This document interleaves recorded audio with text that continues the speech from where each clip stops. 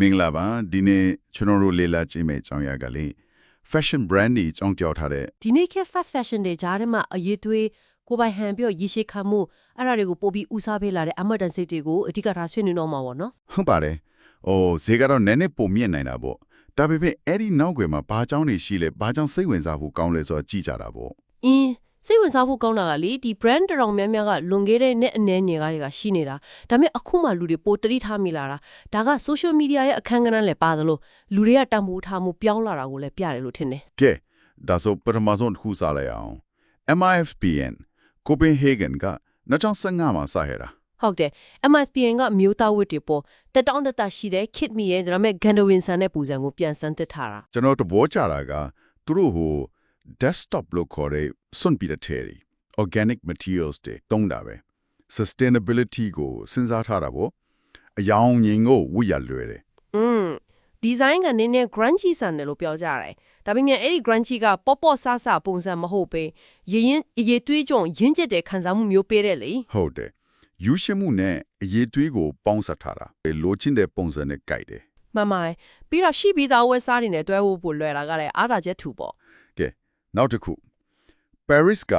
Brut သူတို့က2020မှာကိုပိုင် line စထုတ်တာလားဟုတ်တယ်ရင်ကသူတို့က vintage ဆိုင်အထူးသဖြင့်စစ်တပ်သုံးတဲ့အလုတ်သမောင်းဝတ်စုံဟောင်းတွေပေါ့အဲ့ဒီ design တွေကိုခင်းနဲ့ညီပြန်ထုတ်လုပ်တာအဲ့ဒီ workwear နဲ့ military style တွေကအခုခေတ်စားနေတယ်ဆိုပေမဲ့ Brut ရဲ့အားရချက်ကဘာဖြစ်မလဲသူတို့ရဲ့ vintage နောက်ခံသမိုင်းကအရေးကြီးတယ်ကိုထင်တယ် design တွေရဲ့ detail တွေအစမှန်ဖြစ်မှု authenticity တွေမှာအဲ့ဒါပိုလွန်တယ်ပြီးတော့သူတို့ကပြင်းထန်မှာပဲဖွင့်လေလေးမဲ့လောက်တာလေဆိုတော့ဈေးကတော့နည်းနည်းဟုတ်ဈေးကတော့မြင့်တယ်ဒါမဲ့အရေးထွေးကောင်းပစ္စည်းတွေပြန်သက်ထုတ်ဆိုတဲ့အချက်ပြီးတော့အချိန်ကြာခံမဲ့ design ဖြစ်လို့ရင်းနှီးမြှုပ်နှံမှုတစ်ခုလို့မြင်လိုက်နေပေါ့ဟုတ်ပါပြီရိုးရှင်းပြီးအရေးသွေးအပြင်ဆုံးကြိုက်သူတွေအတွက်ဆိုရင်တော့ Orelli ဂျပန်က2015ကတွေက Orelli ကတော့အထည်လေးမှာတကယ်ကိုထိတ်တန်းမှာဂျပန်နဲ့အီတလီကအကောင်းဆုံးတဘာဝအထည်တွေသုံးထားတယ်လက်ရာကလည်းပြောစရာမလိုဘူး minimalist ပုံစံလို့ဆိုနိုင်မလားဟုတ်တယ်ဒါပေမဲ့ပြင်းစရာကောင်းတဲ့ minimalist မဟုတ်ဘူးအထည်ရဲ့ရေးသွေး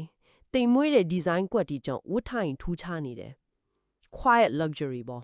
quiet luxury logo တွေအော်ဟက်မနေပဲအရေးသွေးနဲ့ပေါ်လွင်တာမျိုးဒါမဲ့ဈေးကတော့ဈေးကတော့အမြင့်ဆုံးလဲမှာပါတယ်လို့ပြောရမယ်ဒီအရေးအတွင်းတဲ့ design အတွက်တန်တယ်လို့ယူဆထူတဲ့အတွက်ပေါ့လေလူတိုင်းလက်လန်းမီပေါ်တော့ခတ်နိုင်တယ်နောက်တစ်ယောက်က London က Nicholas Daly သူလည်း2015မှာစတာပဲသူ့ရဲ့လွှမ်းမိုးမှုတွေကစိတ်ဝင်စားစရာပဲဂီတာအမှုပညာပြီးတော့သူ့ရဲ့ Jamaica Scotland မျိုးရိုးအမွေနဲ့တည်းဟုတ်ပါတယ်သူ့ design တွေကတော်တော်လေးထင်းရှားတယ်အယောင်တောက်တောက်လေးတွေတုံရဲတယ်ရိုးရလက်မှုပညာတွေကို kit me design နဲ့ပေါင်းဆက်ထားတာကသူ့ရဲ့အဓိကအားတာချွေပဲ Adidas Fred Perry တို့ ਨੇ တွဲလို့ဖူးတယ်ဆိုတော့သူ့ရဲ့ design ကိုအတိမတ်ပြကြတယ်ဆိုတဲ့သဘောပေါ့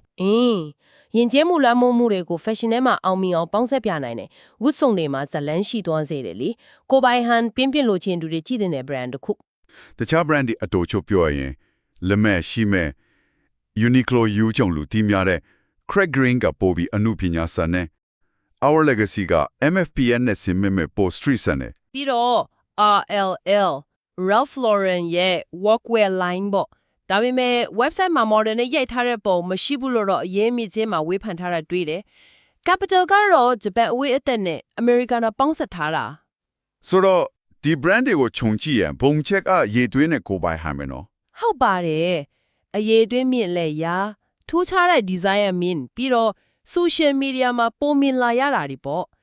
ဈေးမြင့်တာကိုတော့သုံးထားတဲ့ပစ္စည်းထုတ်လုပ်မှု design တန်မိုးတွေနဲ့ပြန်ပြီးရှင်းပြထားကြတာတွေ့ရတယ်